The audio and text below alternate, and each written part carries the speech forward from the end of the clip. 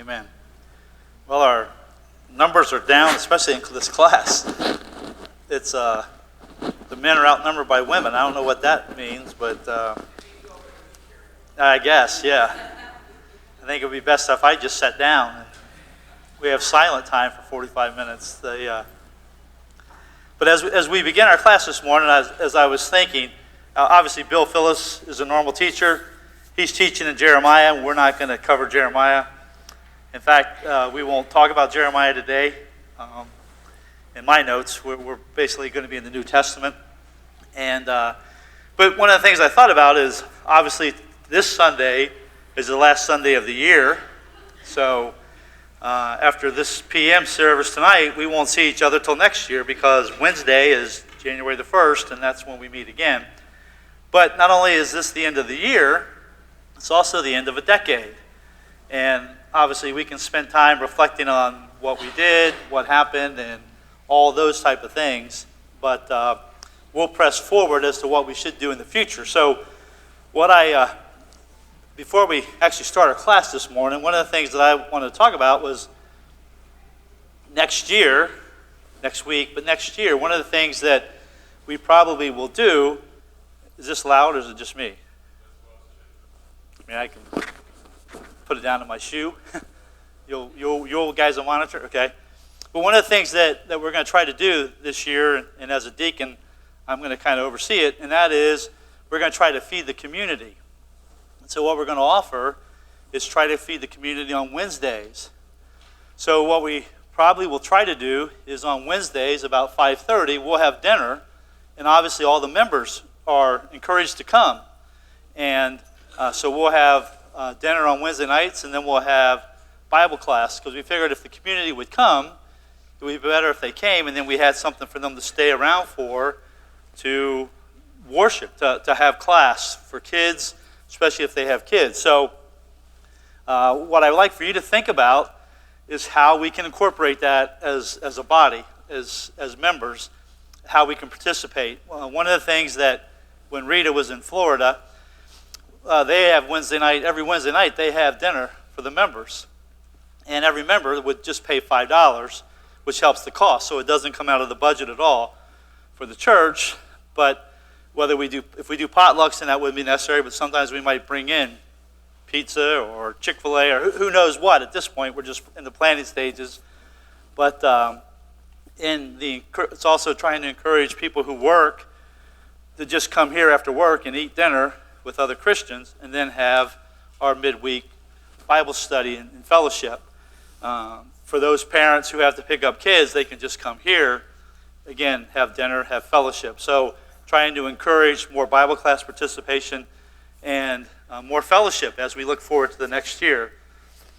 Any thoughts on any of that, just off the bat? Anybody, any thoughts? Off the record, it's not class yet, officially.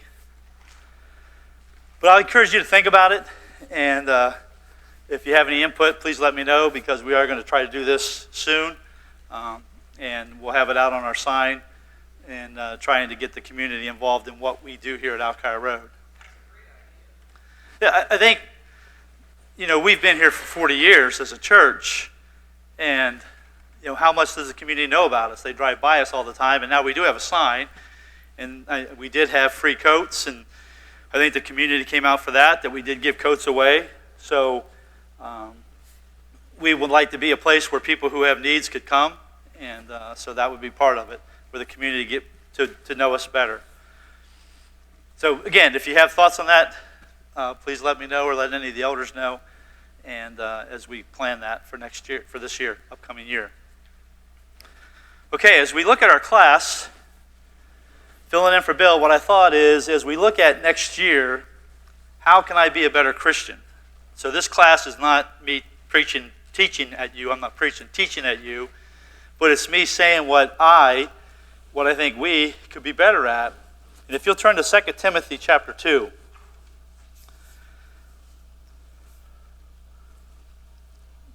In 2 Timothy chapter 2, Paul writes, "You therefore, my son, be strong in the grace that is in Christ Jesus. And the things that you have heard from me among many witnesses, Commit these to faithful men who will be able to teach others also. You therefore must endure hardship as a good soldier of Jesus Christ. No one engaged in warfare entangles himself with the affairs of this life, that he may please him who enlists him as a soldier. And also, if he competes in athletics, he is not crowned unless he competes according to the rules. The hardworking farmer must be first to partake of his crops. Consider what I say, and may the Lord give you understanding in all things. So what I want to look at in those verses is basically Paul mentions three professions. He mentions three. What are those that he mentions as examples? He mentions a soldier, he mentions a farmer, and he mentions an athlete. Now, and I thought about that, and I thought, in the world we live in today, are there more dedicated people? Now, the only one I'll add, which wasn't applicable at the time, is first responders. I think that you can incorporate first responders with soldiers maybe because they volunteer, but they are paid to do a job, but it's something they volunteered to do. And that is a soldier. So when you look at a soldier and what they do, you look at an athlete, and the true athlete. Now, I can say I'm an athlete because I play golf, but I'm not an athlete. Like an athlete who competes to be like an Olympian, for example. And then a farmer. This year in Columbus, in Ohio, central Ohio, it was a bad year to be a farmer, wasn't it? If you passed the fields in June and July, you didn't see many crops starting because we had so much wet spring and early summer, it was tough for farmers to get out. So this was a bad year for farmers. But when you think about farmers, do they work 8 to 5? No?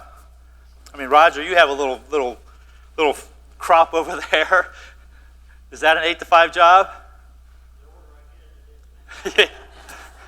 Okay, if you didn't hear Roger, he just said, no, it's not. But if you really work a true farmer that produces an income, and it's their livelihood, they don't stop. Even this, when it's off season for them, what are they doing? They're preparing for next year. They're getting things in order. They're getting their equipment. Not everybody can afford to buy new equipment every year, especially with what it costs. But when you look at Paul, and who's Paul's writing to Timothy? And Timothy, he's telling him that what he needs to do is basically find other people that can teach the word and be ready. But that this is what you look for, people who are like this. So when we think of soldiers, obviously in the United States, I did a little research. Currently today, this was 2018 numbers, so it's probably a little different, but we actually have 2,384,858 men and women who are currently serving in active or inactive or reserves for all the branches of our military. And for those who are aware of the draft, some of us, not me, but some in this room might have been drafted. Sam? The draft, we used to have a draft in our nation. It went from 1940 to 1973, and the draft was to help fill the coffers of young people for the war. But we haven't had a draft since 1973, but we still have where men between the ages of 18 and 25, what do they have to do? They have to register in case Donald Trump today says, we need more people, I'm going to put the draft into place, and we go through and do all whatever has to happen to do it. And if they would put the draft in place, then those people, those men who are already registered would be possibly drafted. But my point is, we have over 2 million men and women who are volunteered to serve in our military, and we've been in a current war for 18 years, 17, 18 years. And obviously, if you watch the news, you still hear people dying. I think it was either this week or last week, someone was killed in Afghanistan. And while we watch that and we listen, it doesn't really hit home to us until it's somebody that we know. But it was somebody who had a family that died last week in war in Afghanistan and that type of a... So when you think about a soldier, what a soldier does, number one, is he volunteers. Now when he volunteers, does he volunteer to see the world? I remember when I was young, that was the advertisement, was to see the world, that you could travel abroad, that you could pretty much pick what you want to do. But is that reality? Is that how it works? Sam, is that how it worked for you? But was that your choice, though, where you wanted to go, when you wanted to go? No, not much choice in that. So basically, when you think of a soldier, when you think of military, they have to be trained. And they have to be, what he talks about is that they have to be focused on their commander, the line of command. And whoever they report to, basically every day, they do what that individual wants them to do. That's their task. And when you think about as a Christian, who do we answer to every day? Every day we answer to Christ. Will you wake up tomorrow and say, okay, Jesus, what do you want me to do today? Watch TV? Okay, I'll go catch up on SportsCenter. Watch Today so I know what's going on in the world. I'll read the paper because I'll know what's going on in the world. What does Jesus want us to do? Every day of our life, what's he want us to do? Preach the gospel. Try to reach the lost. I mean, if Jesus was alive, he's alive. But if he was here in person today, and he was like Sam's sergeant, barking out, saying what to do today, and Jesus was doing that today, and he was saying, Rachel, I want you to go knock on doors. What would you do, Rachel? Go knock on doors. Or whatever it is. But my point is, as a soldier, you did what was commanded of you. Because the repercussion, if you didn't, was what? Militarily, Sam, if you just disobeyed, what happened?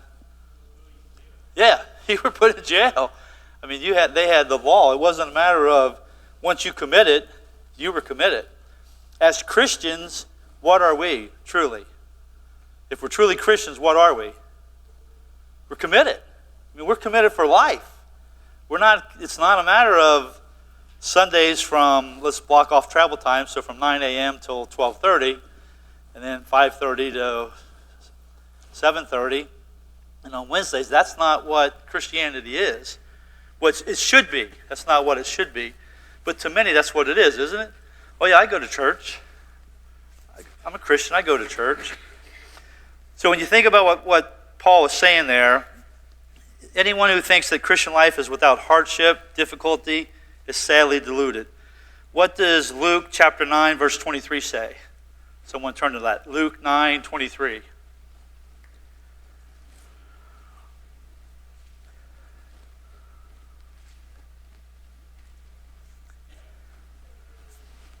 Yep.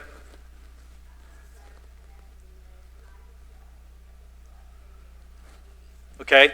If you didn't hear Carolyn, she said that it says, if anyone wishes to come after me, let him deny himself and take up his cross daily and follow me.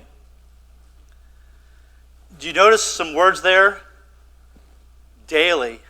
Deny himself and take up his cross. How many of us do that every day? And this isn't a show of hands. This is just as we look at our Christian walk, as we look not what we did in the past, but what we're going to do in the future. I think if we look at these verses and we think about what Jesus is asking us to do as Christians, that we might refocus our attention and realize that every day we're supposed to deny ourselves, take up our cross, and follow Jesus. And are we doing that?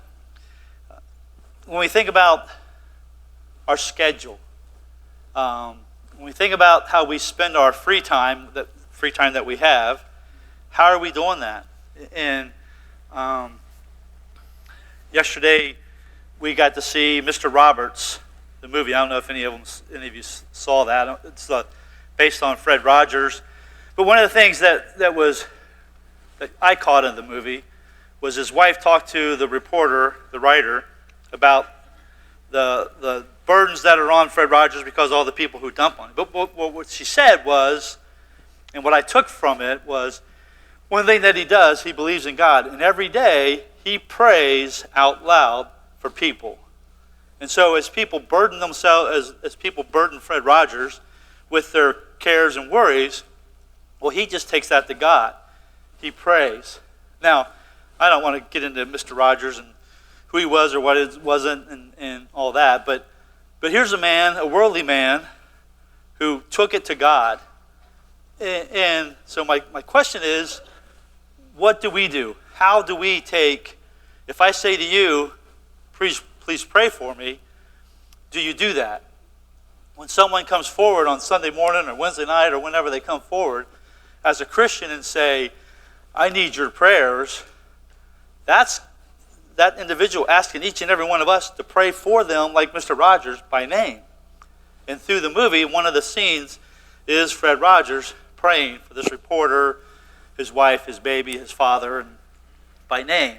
And so when we think about our time and how we live our day daily, if we think about our life in general and where we're going, what do we hope for at the end when we die? What do we hope for? All of us are here. What do we hope for? To be in heaven, right? I mean, that's what we all want, to be in heaven. And there's two paths to get to heaven, right? There's that narrow road, narrow path, and then there's that wide. The wide's easy, the narrow's difficult. Is it difficult to pray for 100 people by name? How many members do we have? 200? 250? Is it hard to do that? If I did it at night, I would probably fall asleep in the middle of maybe to the seas. I don't know where I would get, but I would probably fall asleep. But if I'm driving for 2 hours, I could do that. But do I do that? You can't do that, Steve. You would get fired for doing that on Coda. You missed 2 stops because he was praying for people. But the point is, at some point, we have to think of ourselves that we are soldiers. Paul told Timothy to find soldiers. So if Alkire Road is looking for soldiers, am I a soldier that volunteers and says, yeah, I'll do that? Yeah, I'll prepare a meal for someone who's sick. Yeah, I'll visit someone at the hospital. Yes, I'll pray for someone who asks for prayers. So when we think about our Christian life and the life that we're living, are we like a soldier? Now, one of the things it also says in that verse is that they're not to get tied up in earthly affairs and all that. So imagine and I know when we watch soldiers come home from the war now, when you watch the news, a lot of times you'll see soldiers come home and see their newborn baby that they haven't seen that might be a year old. Or so it's hard to imagine being away from your family when a child is born, but that's what they signed up for. And they don't get a pass just because they have a child. There's no favoritism in that way, in that regard. So these are people who actually miss things, special events in their lives to serve. What event have we missed as a Christian? Have we missed an event at school on a Wednesday night because of church? Have we missed an event because... So when you think about being entangled in the world as Christians, and I know I've talked about this before, I can remember when I was a kid, Sunday mornings, Sunday nights, basically in the world, it was basically almost shut down. When we went to Ohio Valley College in Parkersburg, West Virginia, in 1977, they had the blue law. Who knows what the blue law was? Yeah, everything's closed on Sundays. Everything was closed on Sundays. It wasn't matter you just couldn't buy alcohol. I mean, the malls were closed on Sundays.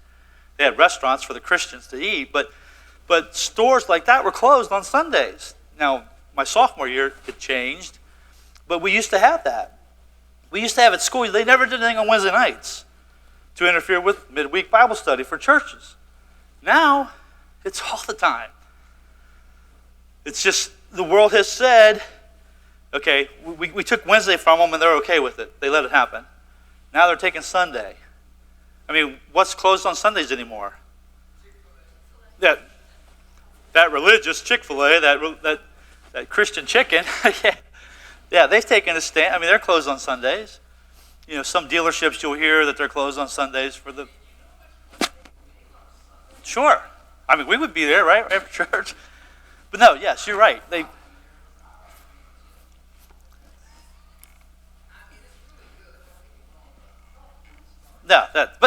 But yes, I mean, there's an owner that took a stand that said we don't need to do that on Sundays, and that's a good thing. But from the world side, how many people have done that? How many businesses have done that? Because they look at the bottom line and say, well, gee, if we're closed on Sundays, it's going to cost us whatever. Yeah.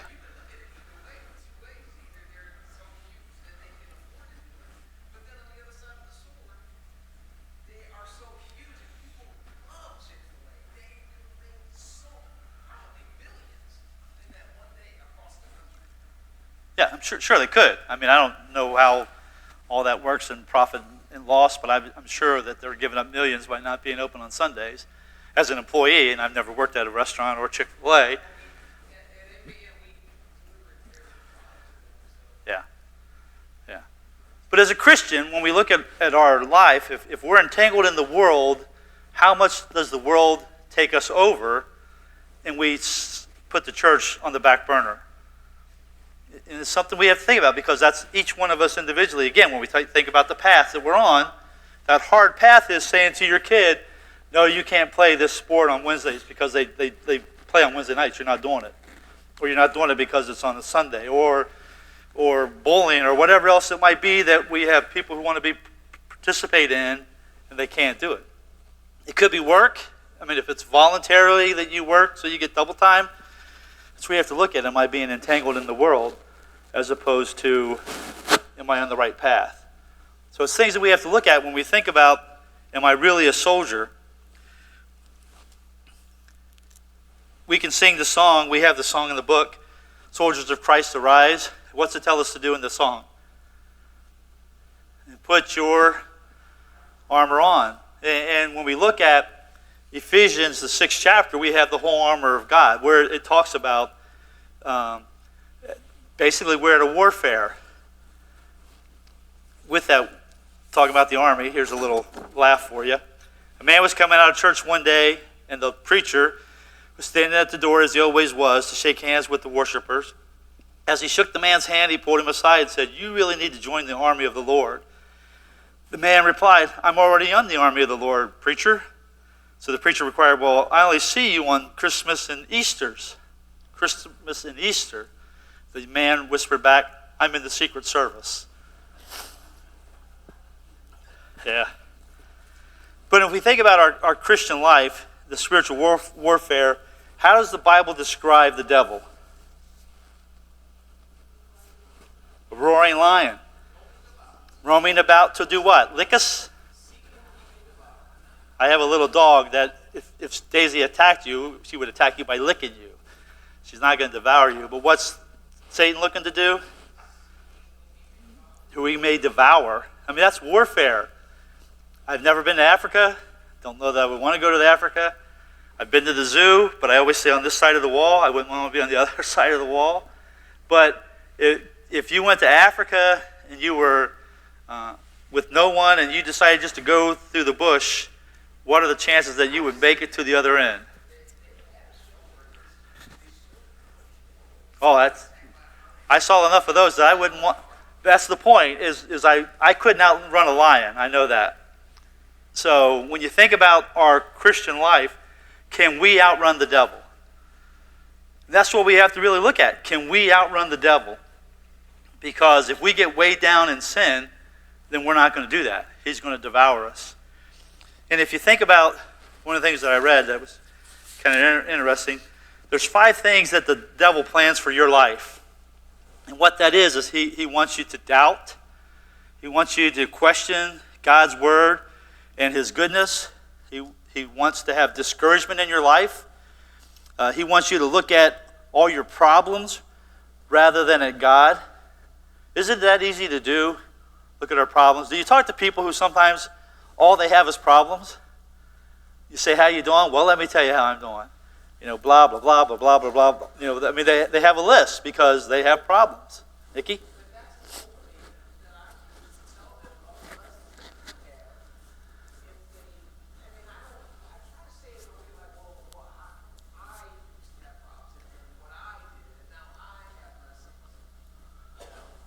It's good if you can turn that around, if they stop talking and listen, but a lot of times when those people are doing that list,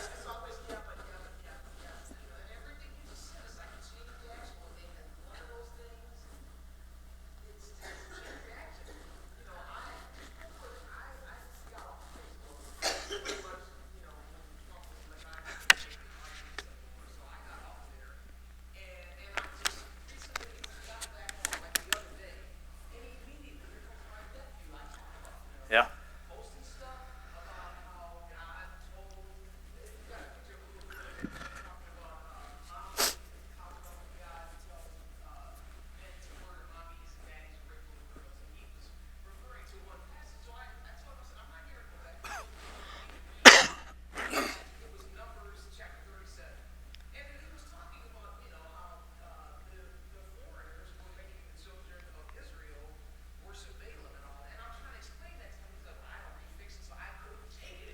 Yeah. Yeah. No, no. Yeah. Yeah. And sometimes that's what we have to do. But the seed's planted, and you hope at some point when he wakes up that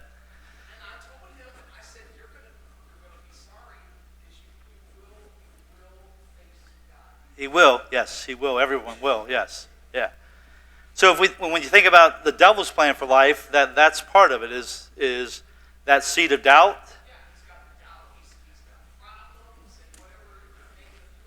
Yeah. Yeah. If you watch our evening news, you have discouragement. That's yeah. Yeah. So I mean, but that's the devil. I mean, the more doubt he can put in our minds, the more discouragement he can put in our lives, he wins. The other things that they try to do that he would like to have is diversions. He attempts to make the wrong things attractive to you, so that your appetite's not for godliness, but for goodness, for what's good in the world. And he wants you to feel defeated. Again, sometimes when we ask people how they're doing and they bring all that off, they have that defeated attitude, don't they? A lot of times they don't want to do better themselves. They just want to sit in the muck that they're in, and wait for someone else to help lift them out. And they're not looking for that lift that's there. And then delay. How many people do you say, here, talk, I'll go next week. I'll go next time. I'm busy this time, but I'll do it next time. Now we're into next year. Now we're in the next decade. So if you didn't do it in 2010, and you didn't do it in 2019, are you going to do it in 2020? Because that's what's next week, is 2020. So as we look at how we're looking at our Christian life, we know that Satan is a roaring lion looking to devour us, but he also wants us to have doubts. He wants us to have discouragement. He wants us to listen to all the bad that's happening in the world where it's a godless society. And it's not that. There are people, you can find the good, but you have to look for it.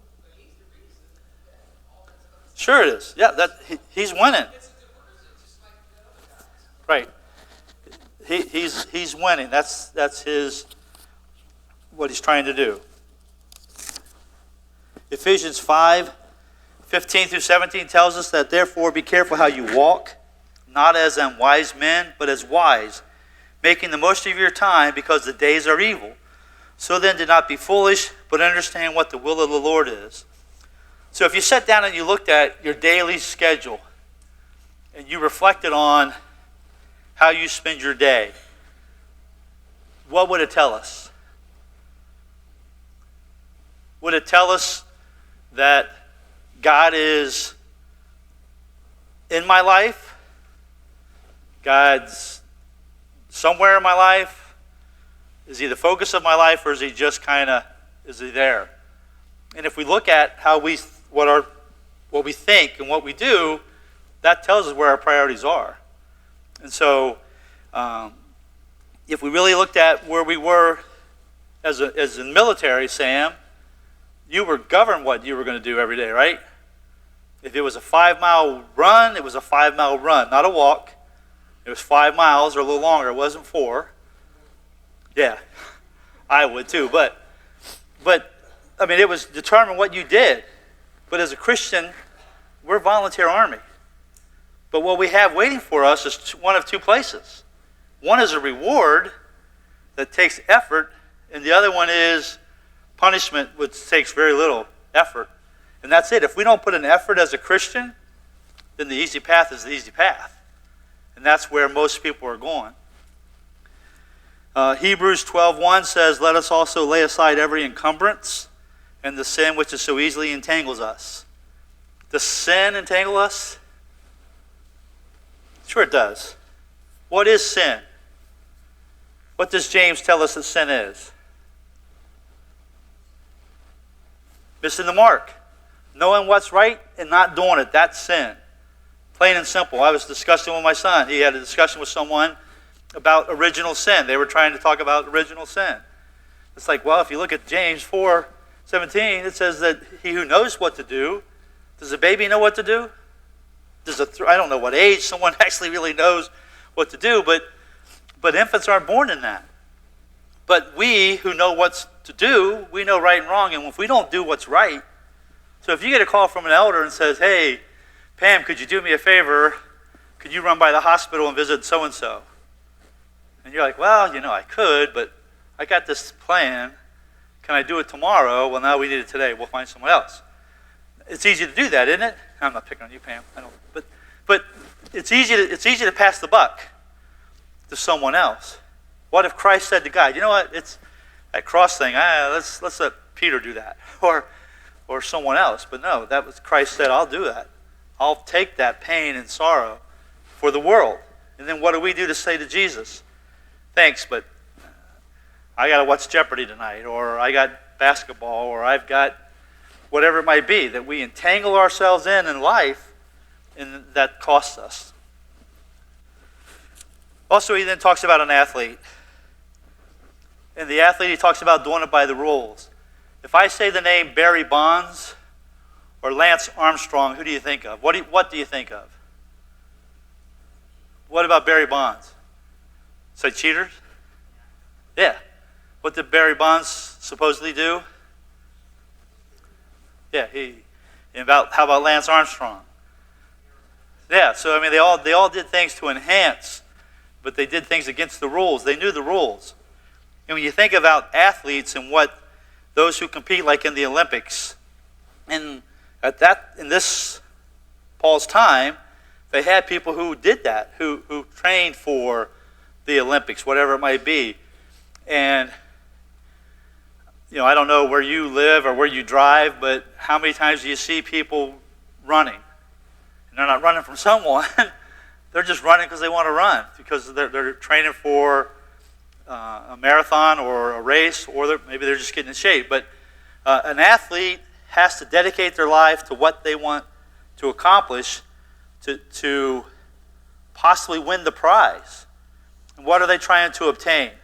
An athlete in the Olympics, what are they trying to obtain? Yeah, a gold medal, hopefully. And it could mean millions of dollars now. It used to be it was all for the medal, but now it is for money. And they train, But let's say that if you're watching the 50-yard dash, and before they start, if somebody jumps, if they fault or whatever they call it, how many times can they do that before they're disqualified? Point is, they can be disqualified. So you figure you trained all that time, and then if you break the rules and you're disqualified, then you can't win the prize. As Christians, as athlete Christians, we're competing for the prize. What's our prize? A gold medal? No, not at all. It's heaven. So we're competing for heaven. If we break the rules as a Christian, what's that called? Sin.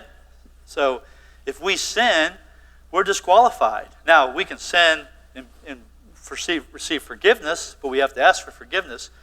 But if we look at the life that we live, and if we're like an athlete who trains, and they train daily, and they pay the price for some prize, as a Christian, what price do I pay for heaven? Is it today I write a check? Is that the price that I pay? Can we buy our way to heaven?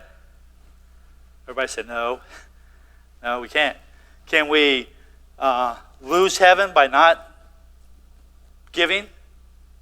Yeah, we could. Yeah, so, but, we can't buy our way into heaven. We live our lives to get to heaven. And we have to follow the rules. And when we look at what Paul talks to Timothy about here is find people who are like soldiers. Find people like athletes that are like athletics. And then he talks about farmers. And we talked about it a little bit in the beginning class. But when you think about a farmer, a true farmer, and nothing against Roger and his 100 by 100 out there, but when somebody has 100 acres, I deal with people who farm, and I'll ask them, and they might do thousands of acres. Now, that's a farmer. And they basically are leasing land. Some own their own land, but a lot of them lease it. And they farm as a business. Think about the Christian. Think about you as a Christian if you were a farmer. If you woke up every morning as a farmer, what do you wake up and do? Chances are. If you're that type if you're that type, I can ask Rita, what did she do every morning as a kid when you woke up? What you have to do with the milk cows every day? Yeah, you had to milk them. There wasn't an option. And then at the end of the day, what did you have to do? Farmers who really are farmers, there aren't options. There's downtime. It's just that's not the way of life. If we're Christian farmers, do we have downtime? We make downtime, don't we?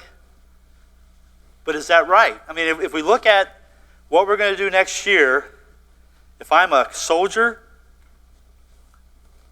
if I'm an athlete, training for a gold medal, paying that price, if I'm a farmer, trying to provide for my family by planting seed, harvesting, selling, doing all the things that I need to do, keep the equipment up. If I'm a Christian farmer, how am I living my life? And that's what we have to ask ourselves. And am I doing what I need to do? Again, there's two paths.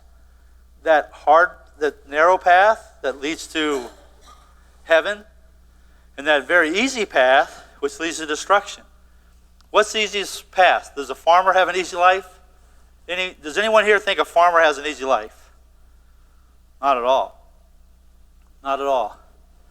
A true athlete who's competing for Olympics, do they have an easy life? No, they don't. They don't. What they put their body through, what they put their families through, it's a lot.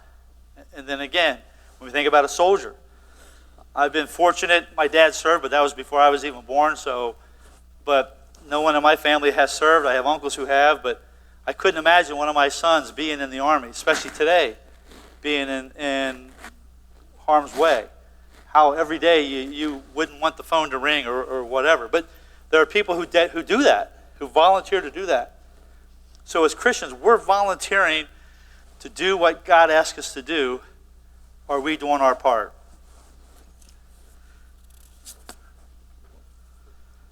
Okay.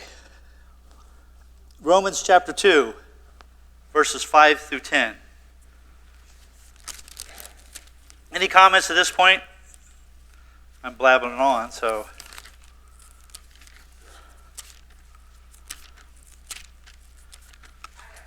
Yes.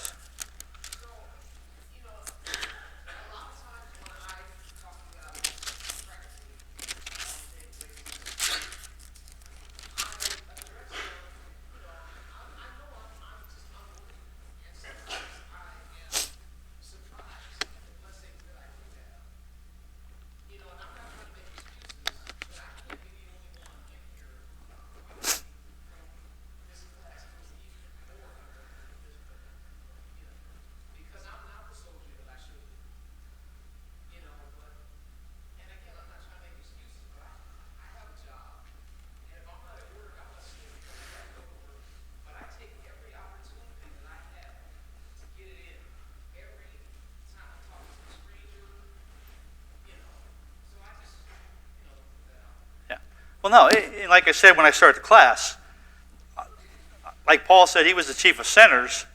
I'm saying this because I need this too. I don't live my life every day like I should because I take advantage. I'll listen to the radio when I should turn it off and pray. Or, when you see somebody who is asking for money and you go the other way. But am I letting my light shine the way I should? And that's what, if you take anything else from this class, I hope that's what you take, is that as I look at my life next year and what I plan to do, am I doing what I need to do to live the life that God wants me to live?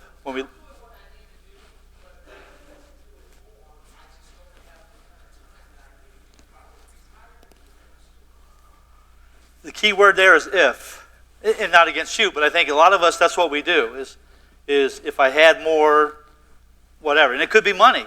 God, just give me more money. And one of the things as I was preparing for this, it referred to a man who basically wanted to start his own business.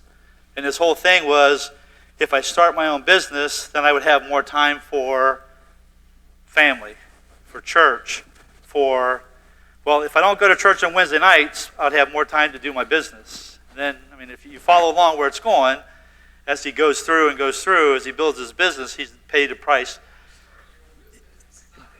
But he's given up the church, and then eventually his business goes bankrupt. And so it's easy to say, but I don't have the wherewithal to do it. And God doesn't ask us to do something that's beyond our means. Being a phone call to someone takes little. Praying for someone takes nothing. Preparing a meal for someone takes little. So when we look at what God asks us to do, it's not a lot. He's just asking you to focus on, be a soldier, be an athlete competing for an earthly prize, be a farmer who provides every day, who works every day.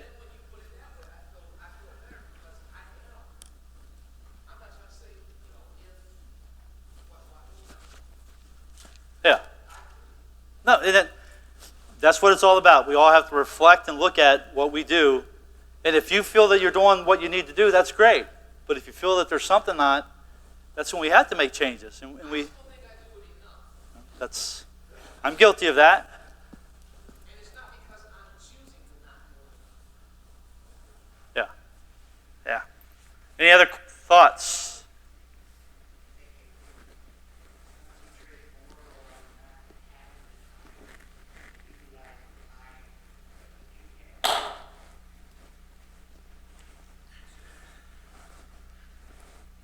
You or me, Pam?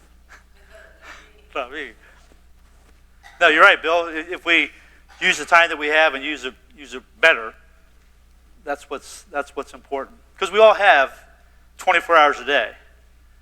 And, if Bill's not here, but if you look at Bill Phyllis' schedule, he'll call me sometimes at 8 o'clock at night where he's coming home from somewhere, where he's been somewhere to visit somebody, and I'm on my couch. What's wrong with that picture? But so we all have the same, it's what we want to do with it. That's what's the key. And it's all individual. There are good soldiers and there are bad soldiers. There are good athletes and there are bad athletes. There are people who play by the rules, there are people who bend the rules. There are good Christians, there are bad Christians.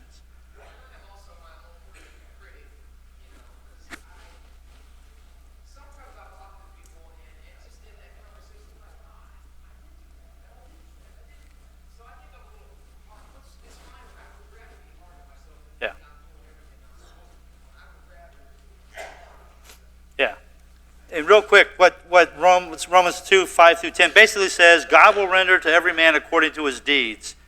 To those who, by perseverance in doing good, seek for glory and honor and immorality, eternal life. But to those who are selfishly ambitious and do not obey the truth, and obey unrighteousness, wrath, and indignation. There will be tribulation and distress for every soul of man who does evil, of the Jew first and also the Greek. But glory and honor and peace to every man who does good, to the Jew first and also the Greek, for there is no partiality for God.